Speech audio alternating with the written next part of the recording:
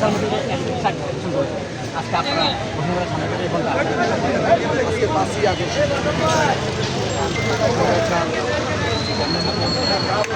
অপকর্মের কথা বলে আমরা শেষ করতে পারবো না। সংক্ষেপে বলতে চাই, শেষ আইতাছি আপনাকে এদিকে আইতাছি। এই 2 বছরে বিগত 17 বছরে বিএনপি সকল গণতান্ত্রিক মানুষের জন্য আন্দোলন করেছে। এখনও আন্দোলন সংগ্রামে আছে, যদিও ক্ষমতা থেকে এখনও মানুষের জন্য আন্দোলন আজকে আমাদের মিছিলটা করা একটা বার্তা দিলাম। বার্তাটা বিশেষ করে যারা পাবলিশ করেন বুঝবেন আশা করি।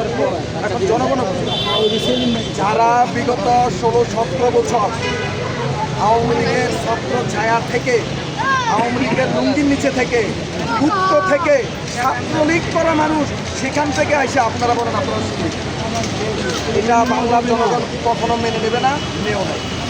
ভালো কথা, আপনারা শিবির একটা নিজেদের ভূমিকায় করতে পারছেন, কিন্তু ছাত্রদল একটা সংগঠিত শহীদ প্রেসিডেন্ট জিয়া রহমানের আদর্শ দেশনেত্রী বেগম খালেদা জিয়ার, মোনা খালেদা জিয়ার আদর্শিক সৈনিক ছাত্রদল।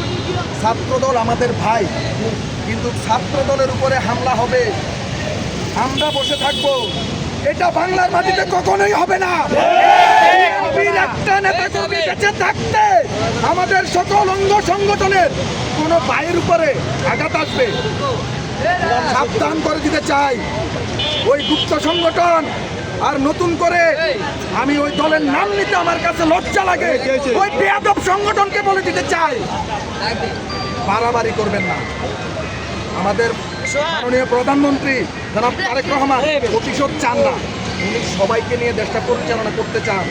ওখানে যদি ব্যাঘাত করাতে চান, জনগণ নিয়ে আপনাদেরকে অতি দ্রুত প্রতিহত করা হবে ইনশাআল্লাহ। ধন্যবাদ। আরেকটা কথা না বললে নয়, আজকে আমার বিশেষ করে মনে পড়ে যার অনুপ্রেরণায় রাজনীতিতে এসেছিলাম, আমার সেই শ্রদ্ধেয় বড় ভাই, আমার ভাই বলতে পারি, যে দুঃসময়গুলো আগলিয়ে রেখেছিল সেই আজিজুর রহমান মুস্তাফির ভাই আজকে আমাদের মাঝে নাই।